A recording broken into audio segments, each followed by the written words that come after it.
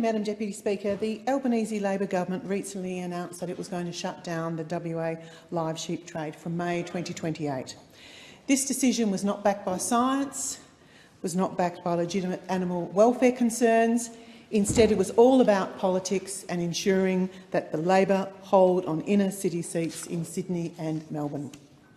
On Wednesday, I attended a very important roundtable discussion in Perth with key live export industry stakeholders, the Leader of the Opposition, the Member for O'Connor and Senator Brockman. The Leader of the Opposition has done what the Prime Minister and Agricultural Minister have failed to do. The Leader of the Opposition has taken time to sit down, listen and engage with this very important West Australian industry. I'd like to thank the Leader of Opposition for listening to the members of my community and for reiterating his support for the live sheep trade. An important point that the Prime Minister would know if he bothered to listen to the concerns of regional West Australians is that it isn't just farmers who are impacted by the end of this trade come 2028.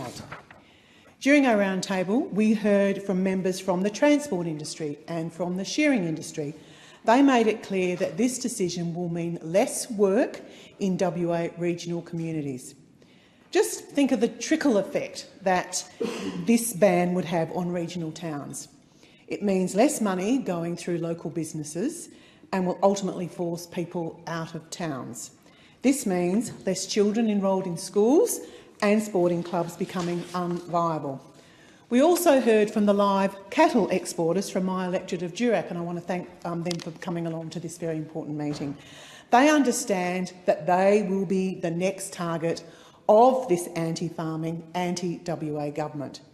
The activists have already shifted their focus to the live cattle trade, and we all know that Labor is prepared to sell out regional WA communities to pander to the inner city activists or indeed to the micro-parties like the Animal Justice Party. Regional Western Australians were clear that banning this trade would be crossing a red line. Those opposite thought that they could make this decision and that there would be no political consequences. Well, let me tell you, I'm very glad to inform the House that our agricultural sector and farmers aren't going to give up without a fight, and Labor government is about to feel the power of regional West Australians.